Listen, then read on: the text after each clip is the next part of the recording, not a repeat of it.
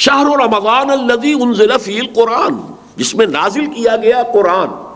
اب یہاں بھی ایک سوال آیا، ہمیں معلوم ہے کہ حضور پر تو نازل ہوا ہے وہ 22-23 برس میں، ہمارا چونکہ عام سوچنے کا انداز جو ہے وہ عیسوی سال سے ہے، تو نوٹ کر لیجئے کہ سن 610 عیسوی میں قرآن مجید کی وحی کا آغاز ہوا اور 632 میں حضور کا انتقال ہو گیا، 22 برس ہے یہ۔ 22 سالوں میں تھوڑا تھوڑا کر کے قرآن مجید کی نزول کی تکمیل ہوئی ہے محمد رسول اللہ پر۔ تو یہ رمضان میں کیسے نازل کیا گیا؟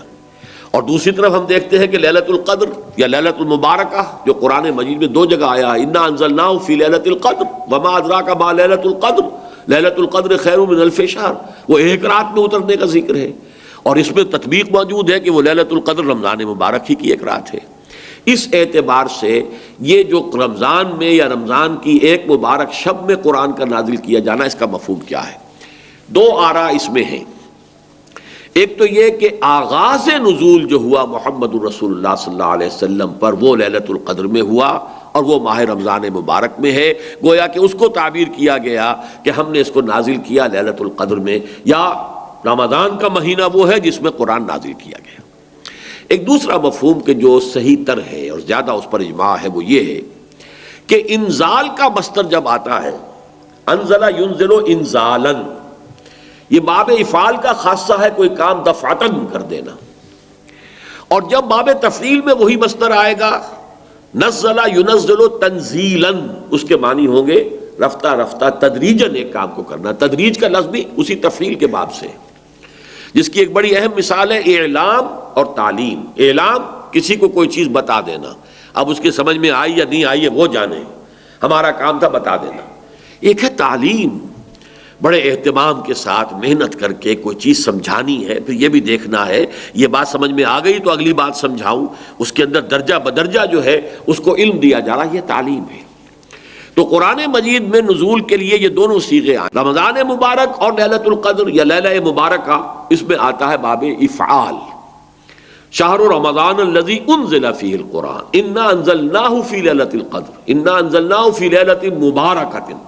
لہذا یہ ہے پورے قرآن مجید کا لوح محفوظ سے، یا جس کو کتاب مکنون کہا ہے سورہ واقعہ میں، یا جسے انہ فی ام الکتاب لدینا لعلی حکیم کہا گیا، ام الکتاب، وہاں سے پورا قرآن نازل کر دیا گیا سمائے دنیا تک۔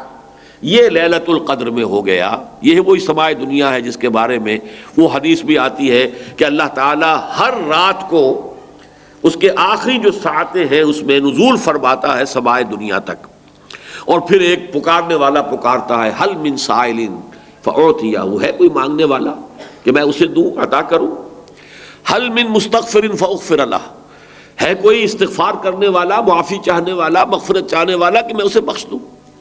اسی سمائے دنیا تک قرآن مجید پورا کا پورا گویا کہ نازل کر دیا گیا جملۃ واحدہ، یہ سمائے دنیا تک لیلۃ مبارکہ میں یا لیلۃ القدر میں جو ماہ رمضان مبارک کی ایک شب ہے۔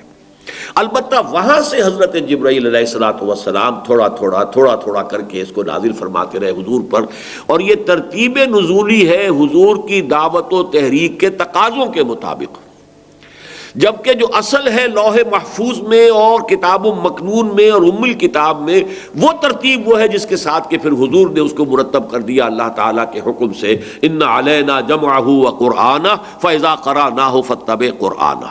انزل فیہ القرآن، اور قرآن کیا ہے؟ ھدی للناس وبینات من الھدی والفرقان، یہ بن کر آیا ہے لوگوں کے لیے ہدایت۔ اب یہاں نوٹ کیجئے ذرا، ایک تقابل آئے گا، اسی سورہ بقرہ کے شروع میں فرمایا گیا ہے قرآن کے بارے میں الف لام میم ذالک الکتاب لا ریب فیہ ھدی للمتقین، یہ ہدایت ہے متقیوں کے لیے۔ یہاں فرمایا ھدی للناس، تمام انسانوں کے لیے، تو اس میں مطابقت کیا ہے، تطبیق کیسے ہوگی؟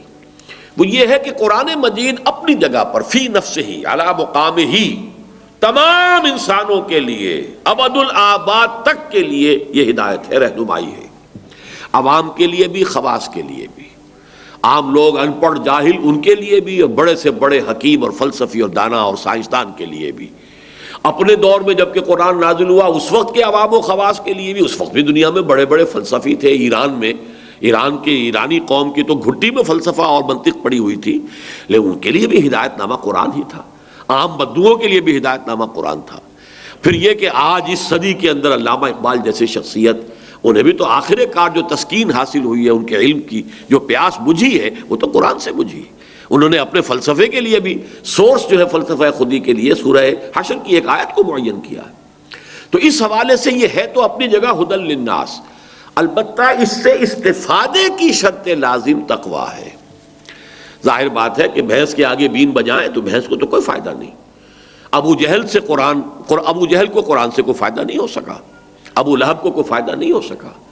لیکن جس کے دل میں طلب ہوگی، جو چاہے گا کہ ہاں وہ جاننا چاہتا ہوں کہ حقائق کیا ہیں، میں جاننا چاہتا ہوں سیدھا راستہ کون سا ہے، جس کے اندر یہ پیاس ہے، وہ اس کے لیے جو ہے قرآن مجید اس کے لیے ہدایت نامہ ہے. وہ متقین جو ہے ان کے لیے ہے. اور اس میں دیکھیے اب ایک ربط جڑ گیا. روزے کی عبادت کی غرض معین ہوئی تھی لعلکم تتقون، اور تقوی شرط ہے قرآن سے استفادے کے لیے. لہذا رمضان مبارک کا مہینہ کہ جس میں قرآن نازل کیا گیا، اس میں روزے کی عبادت فرض کر دی گئی تاکہ یہ دونوں چیزیں جڑ جائیں. روزے کے ذریعے سے تقوی پیدا ہو، اور اس تقوی کی پونجی لے کر ایک انسان کھڑا ہو رات کو اور وہ قرآن مجید کی تلقی کی کوشش کرے. تلقی کے معنی کیا ہے؟ لقا، ملنا، ملاقات کرنا. اسی سے ملاقات باب مفعلہ ہے، ملاقات. اور اسی تلقی تفاعل کے وزن پر کوئی چیز حاصل کرنا.